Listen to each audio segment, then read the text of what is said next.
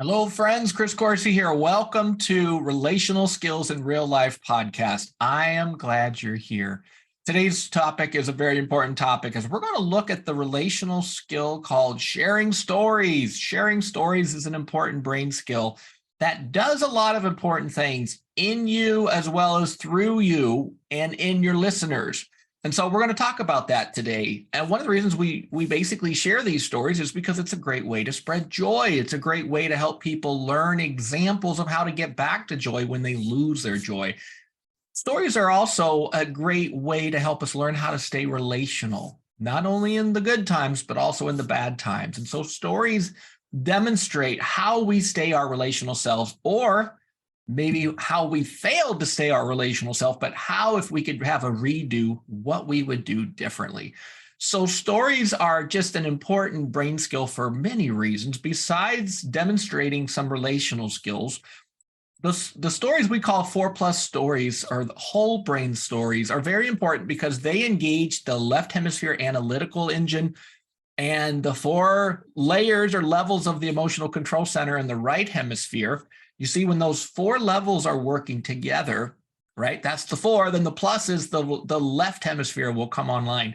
So what that means is we have the information, but we also have the details, the feelings, the experiences, what's happening in your face and your body, and how you demonstrated the certain skill. So your brain, when you're listening to these stories, you're basically downloading an example.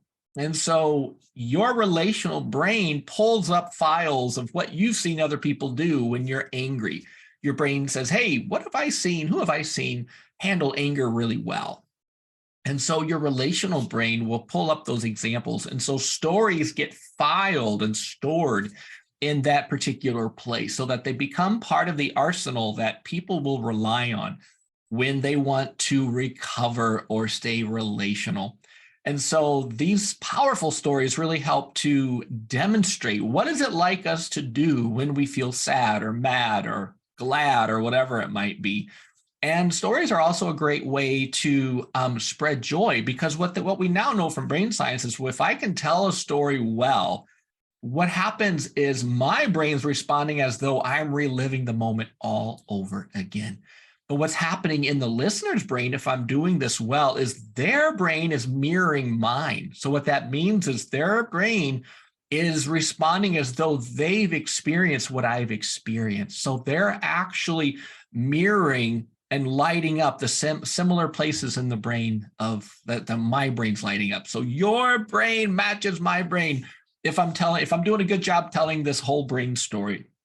So these are just so many good things. And stories also help us to see some of what God sees when he looks at our pain and he looks at our problems. So that means when I have times where I felt God's peace and presence in my life in some way, shape, or form, then I can share that story of what changed when I was aware that God was with me. And again, that becomes downloaded into your brain, into your character. So stories are a gift. And today I wanted to just demonstrate how this skill was used to really help one of my friends. So my friend Erin really struggled with learning to return to joy from her fear. So she had a lot of fear, a lot of anxiety, and it was like her brain just couldn't shift out of fear. So she didn't know how to be her relational self when she felt afraid. She was always worried and anxious about something she couldn't quiet. And so when I heard this, I knew one of the ways I could help Erin would be by telling some stories about times that I was afraid or times that I was worried or anxious and how I stayed relational, how I recovered. And so one day we met, and then I said, Erin, I've got a story for you. I want to tell you about the time that I almost burned down my office where I used to work. And she was like, what? I said, yes. So I explained to her. I said, one day I was at the office, I was going through boxes of materials that I had, and I found a lot of paperwork for like old bank records. And I thought, you know what, I should burn this stuff. I couldn't find a shredder, so I went to the next best option. Let's burn this stuff. And there's a dumpster behind the warehouse. So I will take all these papers out there and I'll put them in the dumpster, and I'll have a safe, little fire there to burn all this stuff. So I took several boxes to that dumpster, put them in the corner of the dumpster, and I lit the papers on fire. Now I noticed there was some other stuff in the dumpster. There was like some bags of garbage on the other side and just a lot of junk. I couldn't quite see what was all there, but there was a bit of stuff there. So I was pretty excited about this. Like, I'm going to burn all this paperwork. I don't have to worry about it getting into the wrong hands. So I lit the fire and I went back into the warehouse to grab some more papers. And again, it was just in the corner of the dumpster. So I thought this should be fine. What I didn't pay attention to was it was actually kind of a windy day and the wind was picking up. So when I came back out there behind the warehouse to the dumpster, that dumpster was ablaze. Like, it was in a blaze of glory. It was on fire and the flames were shooting so high in the sky. They were practically getting to the trees that were like the branches were hanging over this dumpster. And I thought, wow. And there's a forest right next to the warehouse at the office at the time. So I thought, I'm going to burn this place down. I couldn't believe it. You see, what I didn't know at the time was that somebody had put paint thinner and wood and all kinds of stuff in this dumpster. And I did not know that was what was under the garbage sacks. So I lit a serious furnace here, a blaze. And I was worried it was going to burn the town down, honestly. So I when I noticed the fire, I felt my body tense. I kind of held my breath. I braced. I felt this panic. So my mind started racing and I thought, oh no, I've got to find a hose or a spigot.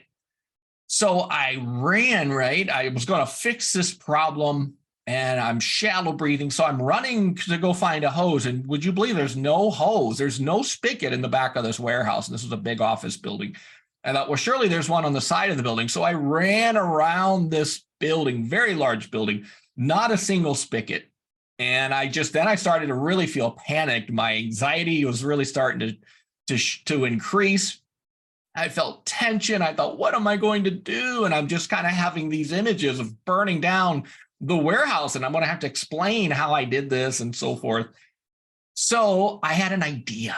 I had this thought, and the thought was, oh, I know where a sink is in the middle of this warehouse from the back.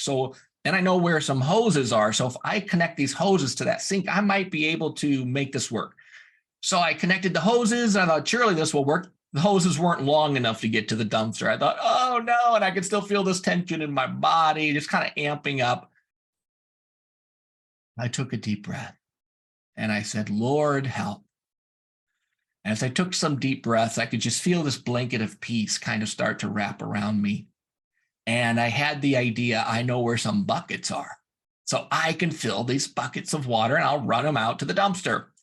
So this was a hopeful, exciting thought. So I found my buckets and I started filling them with water. I started running them to the back of the warehouse. I'm pretty sure I've lost about 25 pounds in sweat that day because I would fill the buckets, run to the back, pour it on the dumpster, and then run back and fill them up. And you know what I noticed initially? This water wasn't doing a whole lot. The flames were still shooting out, getting close to the trees. But I breathed. I took deep breaths. I said, okay, I'm going to keep doing this. This surely water is going to help at some point. So over time, I noticed the water started to work. It started to put out some of the flames. The flames were getting smaller. Now, about 90 minutes of this back and forth. And it started to work. I've had some hope. I could feel my body relax. I could feel this tension start washing away from the top of my head to the soles of my feet. Oh, I could feel just more grounded. So 90 minutes later, the fire was out. It was smoking a good bit, but it would look like it was pretty much out or close there. And then I thought, I should probably call a few friends to just come over and keep an eye on this. Because I was only going to be at the warehouse like for 20 minutes. So I just ran to the warehouse to grab something. And when I discovered all these paperwork. So my wife was also a little bit worried about me. Like, what? Why are you gone for hours? I thought you were doing a 15, 20-minute errand. But you know what? Friends came over. They kept an eye on the place. And I had a story. They thought it was funny. And I didn't think it was so funny at first because I was worried about burning the town down. But afterwards, I could start to laugh at this and go, yeah, I didn't know people would put wood and like paint thinner in the dumpster. I'm not even sure that's legal. But it became a story. It became a story. And afterwards, especially when I got to share with my friends and connect with Jen, I could just feel my body relax. I could feel relief. I could breathe easier. And I could really I felt like God was with me, because the moment I started asking God for help is when I had more peace and I had some creativity, that maybe the buckets would work.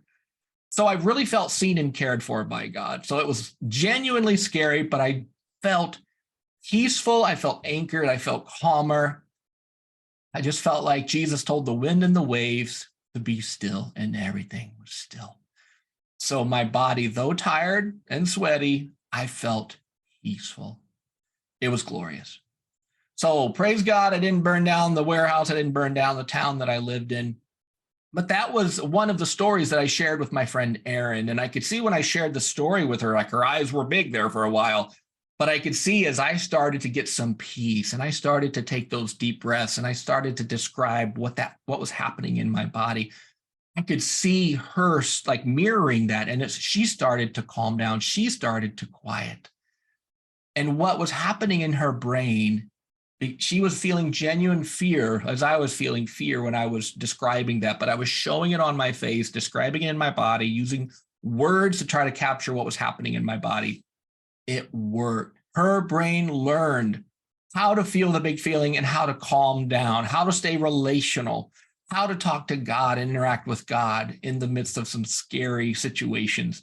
So this was modeling an example for her. And what it did is this was the start of something good for Erin that helped her learn there's a way out of fear. There's a way out. There's a back door to anxiety, that you don't have to stay stuck.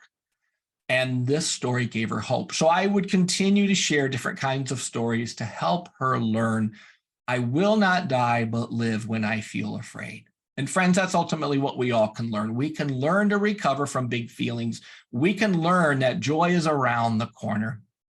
And so there's more good resources. So join me for the next podcast, Relational Skills in Real Life. There's more good stuff we're going to share. I just like to talk about the 4 Habits of Joy-Filled People book that also talks a lot about these stories. And you can learn more at thrivetoday.org. Thrivetoday.org. You can learn more about the book. You can learn more about stories. Friends, joy is just around the corner.